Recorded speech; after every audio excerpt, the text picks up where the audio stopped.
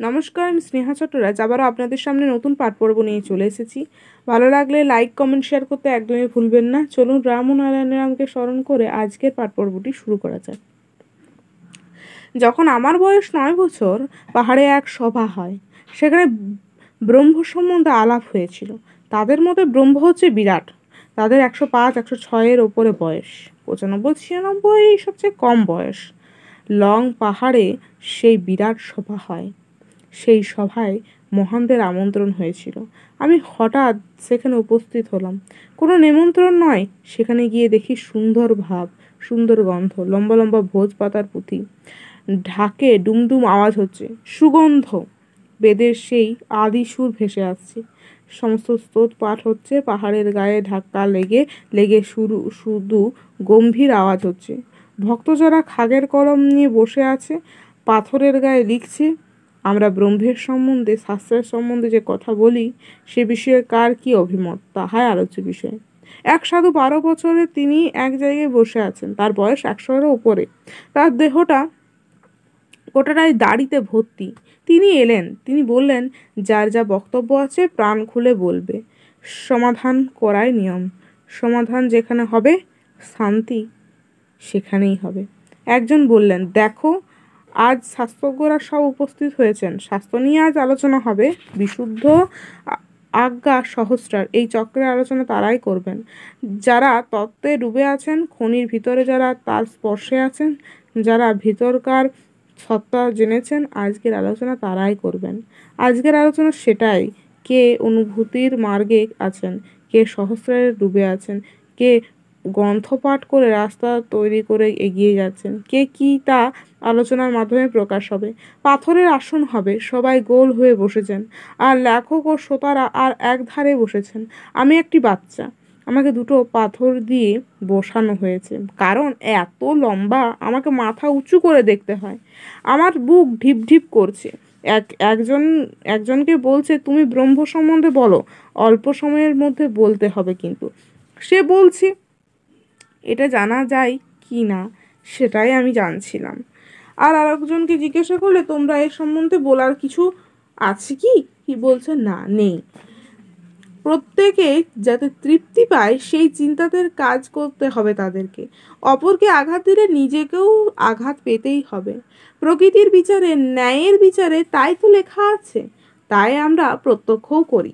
মনের দিক থেকে যাতে সুস্থ থাকা যায়, আমরা সেইভাবেই থাকবো। প্রত্যেকের মনের মিটার ঠিক রেখে কথা বলতে হবে। নিজেরা যেখানে আঘাত পায়, কেউ যেন সেখানে আঘাত না পায়। প্রত্যেকেরই সেই চর্চা করা উচিত। বাস্তব ভিত্তিক চিন্তার মাধ্যমে ন্যায় ও সত্যের পথে থাকার চেষ্টা সবার করা বাঞ্ছনীয়। এ যেন যাত্রা শুরু হয়েছে, গন্তব্যস্থল বহু দূর, মাঝখানে নিজেরা মারামারি করে গাড়ি ফেল করার উপক্রম। ফলাফল চিন্তা না করে ন্যায়ের দিকে থেকে যতটা থাকতে পারি, আমরা সেই চেষ্টাই করব। তোমার স্বাভাবিক বুদ্ধি বিবেচনা দিয়ে এত দূর যেতে পারো, চেষ্টা করে দাও, দেখবে ঠিকই পারবে। ভৌগোলিক ধারা বা মানচিত্রের মতো প্রকৃতির ধারাপাতে আছে সবকিছু।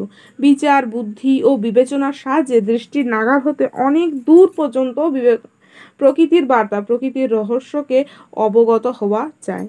প্রকৃতির রহস্যকে উদ্ঘাটন করার পক্ষে এটি এক বিরাট অবদান। আমাদের দেহযন্ত্র, আমাদের দৃষ্টিশক্তি, শ্রবণ শক্তি, ঘ্রাণ শক্তি, ইন্দ্রিয়ে সব কিছু, দেহ ও মনের সমস্ত শক্তি প্রকৃতির রহস্য ভেদ করার যন্ত্র। ন্যায় অন্যায় যে কোনটা, সেটার এমনি কোনো সংজ্ঞা নেই।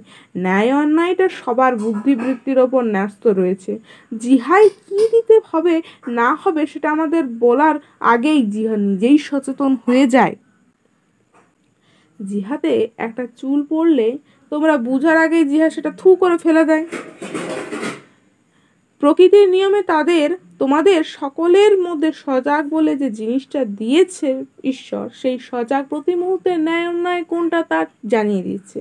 সাগরকে তো বাড়িতে আনা চলে না, তাই সাগরকে আনতে হয় খাল কেটে কেটে, নদীর ধারেতে, খালের ধারেতে।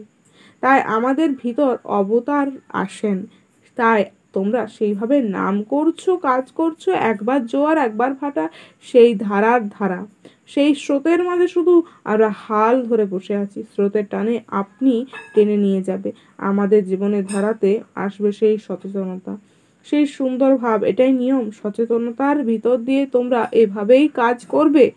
হে সাধক, তোমরা একদিন সাধনা করেছো, সহস্রার বুঝেছো, আমরা সহস্রার হতে এসেছি, সহস্রার আমাদের ঘিরে রেখেছে, আমরা সহস্রারের মধ্যেই বসে আছি। যা তার কথা কি বলবো, ভিতর হাত দিয়ে সবাই জেনে আছে। এই যে 97-98 ধুকপুক শব্দ, এটা সূর্যরশ্মির তাপ, হ্যাঁ, যা আমাদের দিয়ে দিয়েছে ভগবান। আমরা জমাট বেঁধে আছি, অপেক্ষা করছি কখন সেই সূর্য আসবে, তার তেজ আমাদের গলিয়ে দেবে। সেই সূর্যের তেজ যখন বরফের ওপর পড়বে, ঝকঝক করবে রূপোর মতো। আবার যখন আপনা আপনি গলে মহাসাগরের সঙ্গে মিশে যাবে, তখন ক্রমশ ক্রমশ গলে মহাশূন্যেই মিশেছে। বরফের মধ্যে যাদের বাস না গলিয়ে খেতে পারে না, আবার সাগরে যারা বাস করে তারাও তেষ্টায় জল জল করছে। তাই আমাদের মাথার উপর সাগর, পায়ের উপরে সাগর, সম্মুখে সাগর, এই ত্রিধারা করা হয়েছে। এই সমন্বয়ে আমরা রয়েছি, এখানেই মিলন হয়ে গেল। নমস্কার, আজ এই পর্যন্তই। পরবর্তী পাঠ পর্ব খুব শীঘ্রই আসছে। রাম ও নারায়ণ রাম।